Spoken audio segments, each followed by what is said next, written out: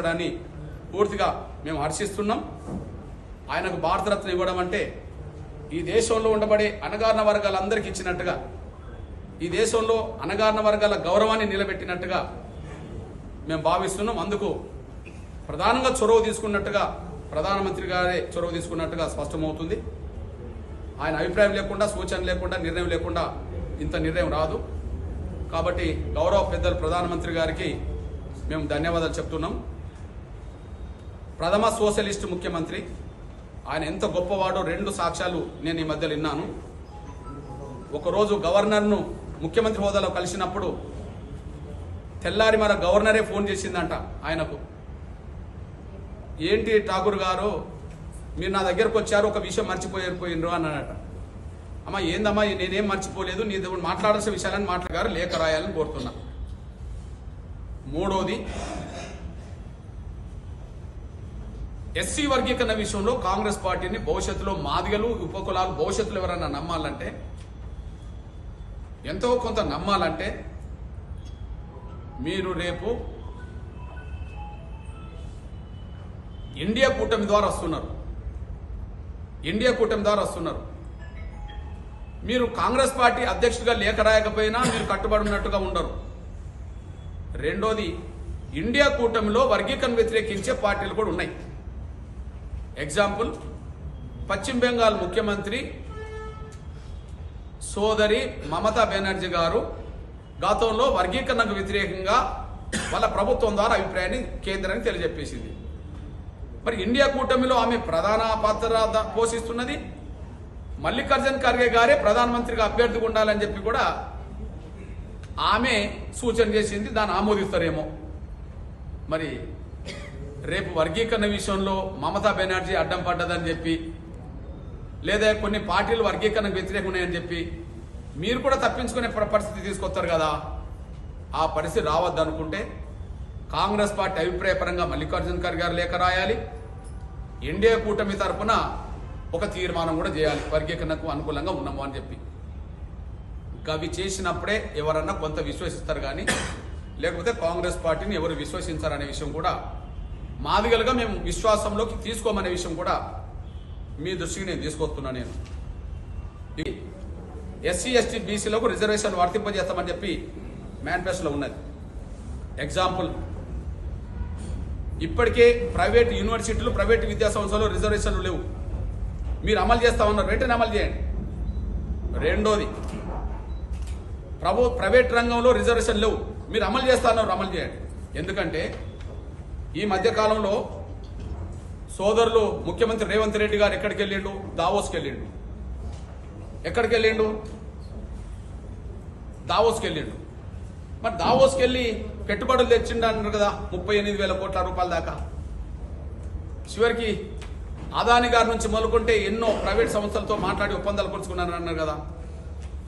మరి 38,000 కోట్లతో కూడిన పెట్టుబడులు వస్తున్నప్పుడు, పరిశ్రమలు వస్తున్నప్పుడు, మరి ఆ పరిశ్రమలో రిజర్వేషన్ అమలు చేస్తామన్నా మీరు దాన్ని అమల్లో తీస్తే ముందు జీవో తీయాలి కదా. ఆ జీవోను వర్తింపజేస్తేనే ఆ పరిశ్రమలో పెట్టండి. ఆ జీవో వర్తింపజేయనప్పుడు పరిశ్రమలు వస్తే ఎవరికి ఉద్యోగాలు ఇవ్వడానికి? మీ మేనిఫెస్టో మీరు అమలు చేయాలి కదా. 3వ అంశంగా చెప్తున్నా, మీ మేనిఫెస్టో మీరు అమలు చేయాలి కదా. కాబట్టి ప్రైవేట్ విద్యా సంస్థలో రిజర్వేషన్ అమలు చేస్తూ జీవో జారీ చేయండి, కేబినెట్ నిర్ణయం తీసుకోవాలా.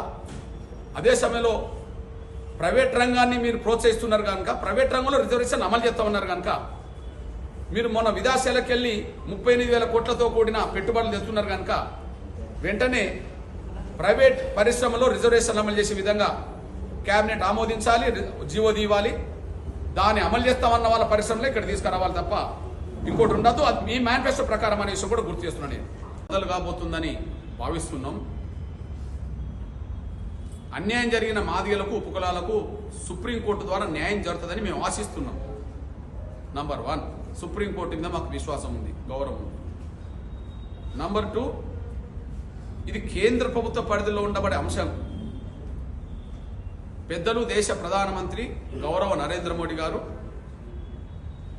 ఎస్సీ వర్గీకరణకు అనుకూలంగా మాట్లాడమే కాకుండా ఈ వర్గీకరణ ప్రక్రియను వేగవంతం చేయడానికి ఒక అత్యున్నత స్థాయి కమిటీ నియమిస్తామని ప్రకటన చేయడం జరిగింది. ఆ కమిటీ క్యాబినెట్ సెక్రటరీ ఆధ్వర్యంలో 5 శాఖలతో కూడిన కార్యదర్శుల సభ్యుల బృందం దాన్ని అధ్యయనం చేస్తున్నది. నిన్ననే మొదటి సమావేశం జరుగుతుందని చెప్పి వాళ్ళు ప్రకటన చేశారు. జరిగి ఉండవచ్చు. అంటే కేంద్ర ప్రభుత్వ పరిధిలో ఉండబడే అంశాన్ని వాళ్ళు పరిశీలన చేస్తున్నారు. సుప్రీంకోర్టులో లిస్ట్ అయి ఉన్నది. మరి ఇప్పుడు ఎస్సీ వర్గీకరణ జరగకుండానే ఉద్యోగ నియామకాల ప్రక్రియ చేస్తే మేము కొన్ని దశాబ్దాలుగా నష్టపోతున్నట్టుగానే మళ్ళీ మేము నష్టపోతాం. మాదిగా ఉపకులాలకు నష్టం జరగద్దు అనుకుంటే వర్గీకరణ ప్రక్రియ పూర్తయ్యేంత వరకు నిలుపుదల చేయాలి. నంబర్ 1.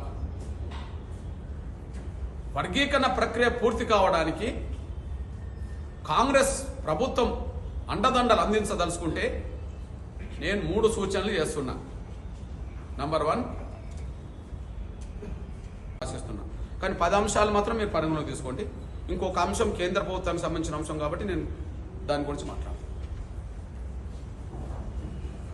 మొదటిది,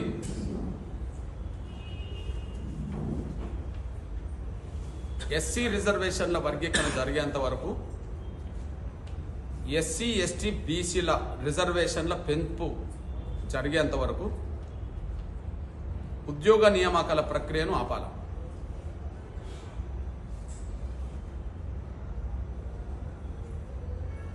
ఉద్యోగ నియామకాల ప్రక్రియ ఆపడం అంటే ఈ సాకుతో, ఈ పేరుతో జాప్యం చేసే పద్ధతిని కూడా నివారించాలి. ఎస్సీ వర్గీకరణ జరిగేంత వరకు ఎస్సీ ఎస్టీ బీసీల రిజర్వేషన్లను పెంచేంత వరకు ఉద్యోగ నియామకాల ప్రక్రియ వెంటనే ఆపాలి. నోటిఫికేషన్లను నిలుపుదల చేయాలి. నంబర్ 1, ఎస్సీ వర్గీకరణ. ఎస్సీ వర్గీకరణ అంశం ఢిల్లీలో అతి కీలక దశలో ఉన్నది. 1, సుప్రీంకోర్టు పరిధిలో 7 జడ్జీల ముందు, రాజ్యాంగ ధర్మాసనం ముందు లిస్ట్ అయి ఉంది. సుప్రీంకోర్టు మీద సంపూర్ణ విశ్వాసం ఉన్నది, మాకు న్యాయం జరుగుతుంది అని. మరిన్ని వీడియోస్ కోసం ఛానల్ ని సబ్స్క్రైబ్ చేయండి. లేటెస్ట్ అప్డేట్స్ కోసం వాట్సాప్ ఛానల్ ని ఫాలో చేయండి. అండ్ లింక్ డిస్క్రిప్షన్ లో ఉంది.